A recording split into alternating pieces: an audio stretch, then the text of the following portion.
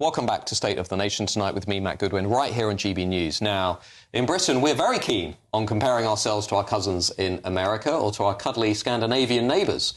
But what about Hungary? Depending on who you speak to, Hungary is either at war with the European Union or an example to be followed for the rest of us in Western Europe. In our latest spat between Budapest and the EU, which we've observed from here in Westminster, Prime Minister Viktor Orbán has warned that if Ukraine becomes an EU member state, there will be no EU funds for Hungary. Well, to find out more about that and many other issues regarding migration and family, I'm delighted to be joined now by Viktor Orbán's political director, Balázs Orbán, no relation, I should add. Good evening. Balázs, hello. Lots of people in London, lots of people in Westminster, absolutely fascinated, firstly, by the visible tension between Hungary and the European Union, particularly over the issue of migration and borders. Could you just explain to our viewers what's at the root of that tension and what Hungary is trying to achieve by adopting, let's say, a more conservative stance in the European Union?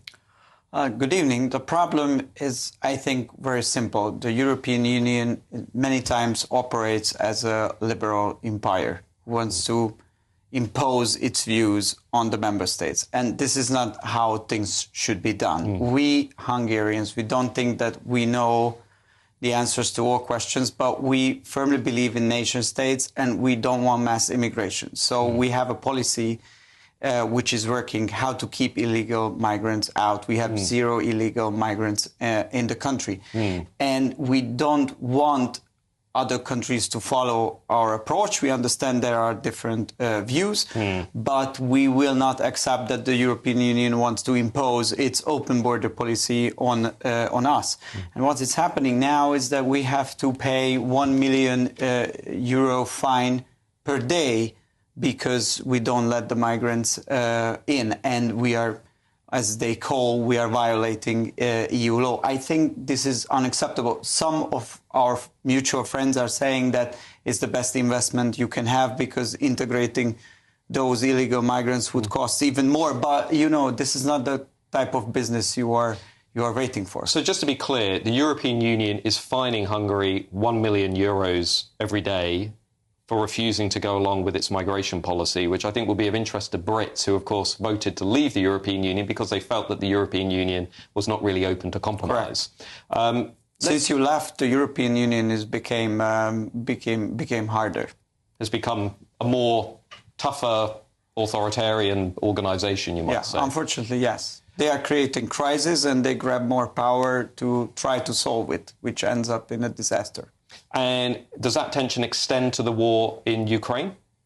I think so. Of course, 3 years ago, when the war started, my prime minister said clearly, "We know what happened. We know that Russia violated international law, and Ukraine has every right to defend itself. But the question is where we are heading. What will be the end game?"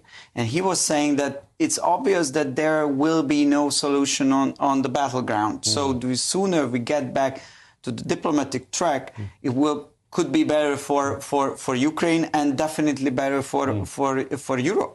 And our approach was completely rejected. They wanted to silence us. And what happened? We are here after 3 years. The West lost this war. The United States of America is going away. And now we have a massive problem how to finance and how to help Ukraine. And honestly, Europe, and I think UK, and I think Hungary cannot afford it. Absolutely. The other thing that has got a lot of interest here in the UK is Hungary's family policy. A lot of people seeing initiatives, tax changes that perhaps a lot of Conservatives here in Britain would like to see repeated here in the UK. At the same time, people will say Hungary is still struggling to turn around the collapsing birth rate in its country. I mean, here, by the end of this century, the birth rate will be 1.3. The replacement level is 2.1. We are nowhere near where we need to be. But is there any evidence from Hungary that you have found the way forward that might be missing here in Britain? Well, I think if you want to save your own nation, you need people. And you need children. It's so simple. And immigration cannot be a solution because it destroys the nation, or it creates a different society. So you need to have a supportive system towards the families. You don't have to force people. But if there are people who want to get married and want to have children, then the state should be responsible of helping them to achieve these goals. And we introduced almost certain measures, and now we have the new measure which says that if you have 2 children and you are a mother of 2, you don't have to pay any income tax for your entire life. No income tax for mothers who have 2 or more children. Yes, right, exactly. Okay, which is pretty radical. It's radical, but I think if you want to offer some help to the mothers, then this is the way how to do it. Okay, Michael Walker, an initial reaction: Hungary leading the way on family policy. I don't mind the family policy. I think that's. I like the idea of ending income tax for women who've had 2 kids. I think that makes sense. You're in a good mood tonight, Michael. Well, yeah, I mean, I'm thinking, because I didn't know we'd be on, I haven't sort of done much reading up on Hungary. My understanding was that most of the criticisms about your government come when it comes to sort of that free press and sort of allies of Viktor Orbán buying up, especially sort of big liberal newspapers.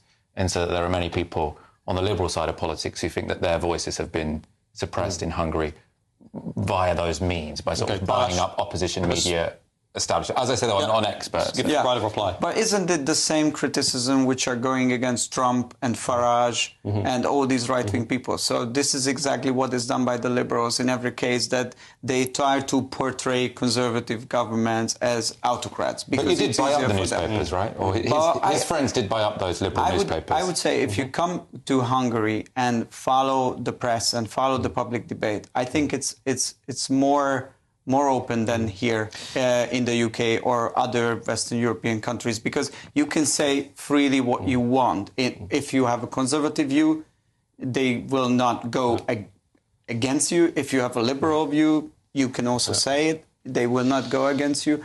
So I think the media landscape is, I would say, quite free in Hungary. Balázs, can I just, very briefly, because we're coming to the end, can I ask you a question? You're coming to the UK, you're in London. What do you think when you look at the UK from Hungary's perspective? Well, a couple of years ago, when I came and talked to some conservative politicians, thinkers, I honestly didn't find too much in common, as it was for me like we are living in a different reality. I think now things changed. Conservatives are thinking in a very similar way than the Hungarian conservatives, and there is a growing front in US, in UK, and in continental Europe, which is about introducing a new kind of right-wing policies, which should be about how to protect our nations. Okay, well, conservatism ascendant. Keep watching this space. Thank you to Balázs Orbán for joining. Of course, thank you to Michael Walker and Poppy Coburn. Now,